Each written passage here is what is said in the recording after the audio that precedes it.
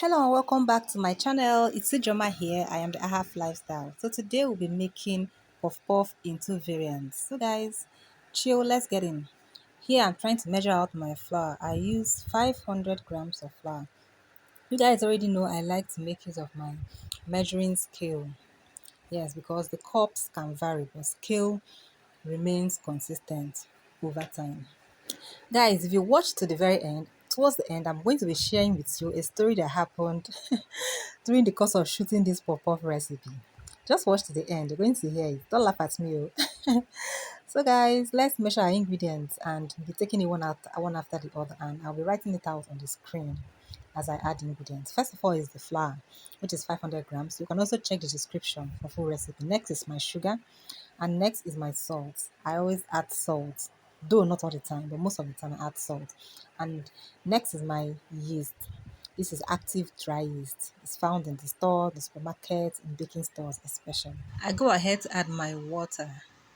Check the full recipe in the description and follow the steps. Guys, there's one thing I like to do about water. If, for instance, I'm adding 2.5 cups or 2 cups of water, I'm going to add it gradually so that as it comes together, I add the remaining part of the water. If you're watching this video, you will see that I normally add the water in steps, in bits. If it requires 3 cups, I first of all add 1 cup, next 1 cup, then the last 1 cup, I'm going to do it half-half to ensure that it gets in properly.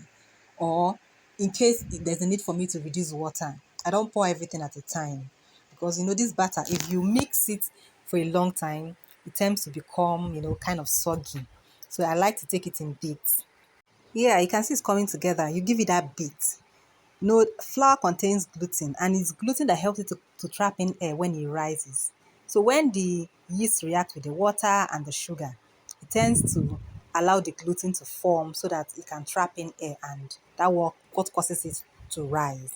So I'm beating this up so that the gluten can be released and it can rise properly. I didn't say you should beat for a very long time, just beat for a reasonable amount of time. Then I cover with my black nylon. You guys know that black attracts heat. So if you don't have a cling film, nylon is good, provided it is clean. Just use your nylon and cover it up. You can even double the nylon, triple the nylon, provided it's clean. And here is the magic step that I discovered recently. I use hot water. Instead of allowing my batter to rest or rise for like 1 hour, 1 hour, 30 minutes, using hot water, it can rise in 10 minutes, 15 minutes, 20 minutes maximum, depending on the amount of batter. You can see the bowl of hot water is smaller than the bowl of the batter. So I just put it there, very close to the water, cover it with an extra clothing, and allow the heat from the hot water to make the yeast to react and rise. So after about 15 minutes, I just open it up. And guys, the next step you're going to take is to ensure you deflate this batter. Once it forms, you see something like tiny holes. Just deflate it. Don't scoop it like that. Deflate it by, trying to beat it again or combine it for like 1 minute. It's perfect. So guys, enjoy the process while we heat up some oil and fry. But before then, I decided to share my batter and add pepper to the second batch to have this spicy puff puff. And here comes the actual story.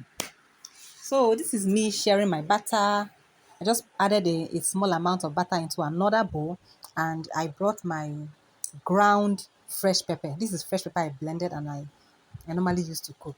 I just added it. However, if you are making only spicy puff puff, it's good you add the pepper before, when you're mixing it with the water, so that you don't have to be, rigmaroling the batter over and over. After it has risen, you now come and start adding again and start mixing. You can add it just before you mix your water, and everything will rise together and it will get combined together. So this is me adding my pepper and trying to combine it properly.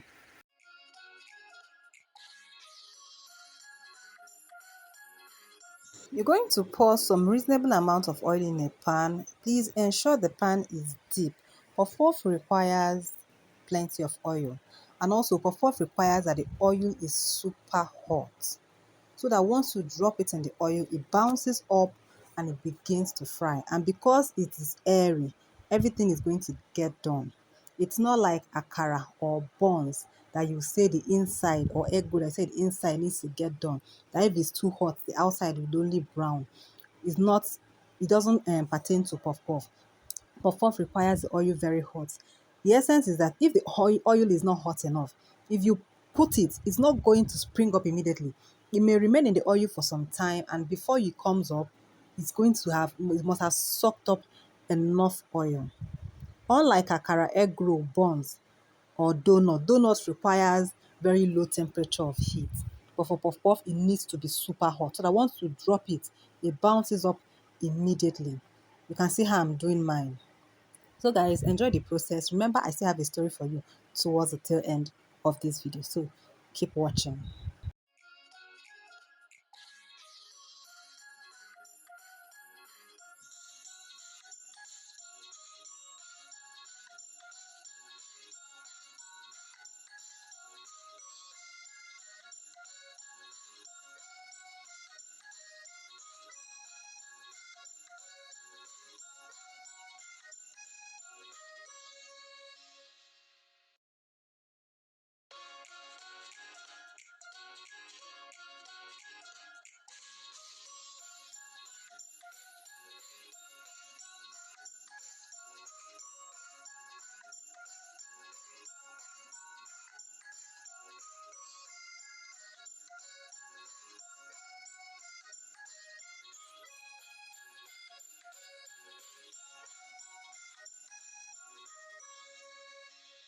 So I'm here with my story. This is me trying to fry the second batch. Guys, let me tell you what happened.